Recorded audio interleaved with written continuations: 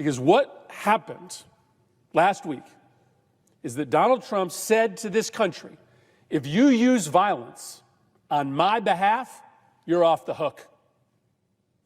If you beat the hell out of police officers, if you pound them over the head with metal poles, if you yank them by the neck and drag them into a crowd, hold them down so that people can stomp on them, if you taser police officers to the point that they suffer a heart attack, as long as you are doing that to advance my political power, you're off the hook. Donald Trump's presidency is nothing short of tumultuous. From day one, his administration was plagued by scandals, controversies, and allegations of wrongdoing.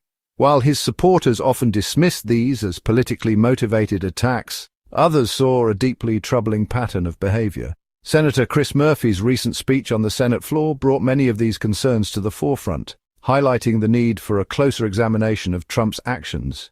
Murphy's speech, delivered with a sense of urgency and backed by meticulously researched evidence, painted a picture of a president who consistently put personal gain ahead of the nation's interests. From questionable financial dealings to attempts to undermine government transparency, Trump's actions, as outlined by Murphy, raise serious questions about his fitness for office and the long-term impact on American democracy. The allegations presented by Senator Murphy are not to be taken lightly. They strike at the heart of what it means to hold public office in the United States.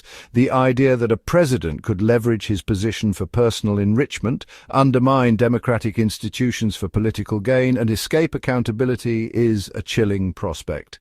It is imperative that these allegations be thoroughly investigated. The American people deserve answers. They deserve to know the extent of Trump's alleged wrongdoings and the potential consequences for the country.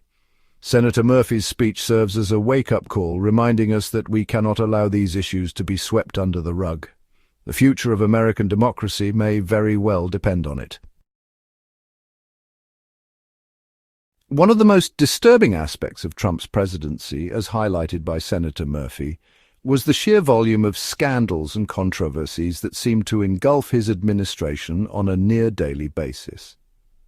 This, Murphy argues, was not simply a matter of incompetence or poor judgment. It was a calculated strategy, a deliberate attempt to overwhelm the public's capacity for outrage.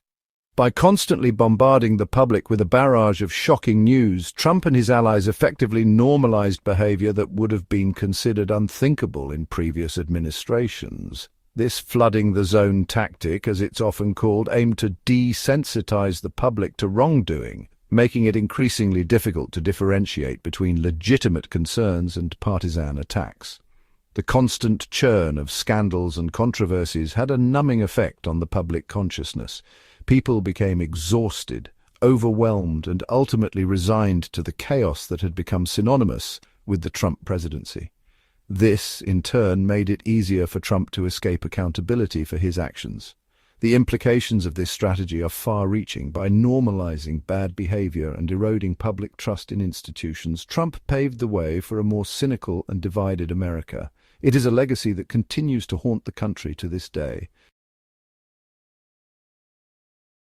Among the numerous allegations leveled against Donald Trump during his presidency, the case of the meme coin stands out as particularly brazen and potentially illegal. According to Senator Murphy, on January 17th of an unspecified year during Trump's term, the former president launched his own cryptocurrency. While seemingly innocuous on the surface, the implications of a sitting president launching a digital currency are deeply troubling. Murphy alleges that this meme coin served as a clandestine channel for undisclosed individuals and entities to funnel money directly to Trump, bypassing traditional campaign finance regulations and obscuring the sources of these funds.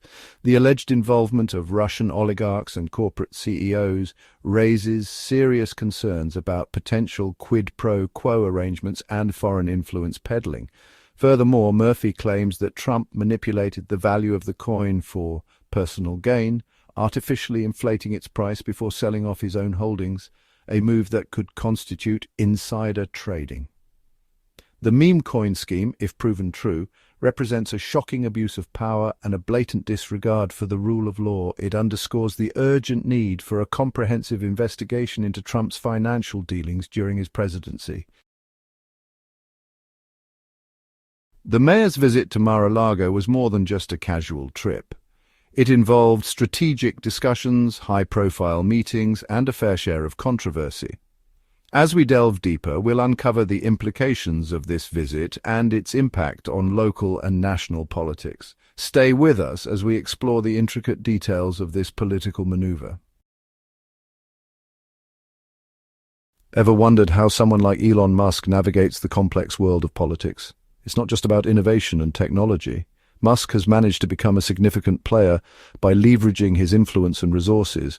But what does that mean for the rest of us? How does his involvement shape policies and regulations that affect everyday people? Let's dive in and explore this intriguing dynamic. Corruption, unfortunately, is a recurring theme in politics. It's like an unwanted guest that never leaves. When we talk about corruption, we're not just referring to shady backroom deals. We're also talking about the subtle ways in which power and money can influence decisions. Is it possible to root out corruption entirely, or is it something we must learn to manage? This is a question that has puzzled thinkers for centuries. Double standards in politics can lead to a significant erosion of trust. When leaders say one thing but do another, it creates a chasm between them and the public. This gap can be hard to bridge and often leads to disillusionment among citizens. Trust, once lost, is incredibly difficult to regain. So how do we hold our leaders accountable and ensure they practice what they preach? It's a challenge that requires constant vigilance.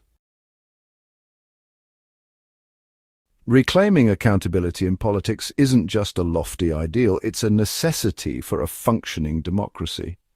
Accountability means that leaders are answerable to the people and their actions are transparent. It involves creating systems that allow for checks and balances, ensuring that no one is above the law. So what can we do as citizens to promote accountability? It starts with staying informed, participating in the political process, and demanding transparency from those in power.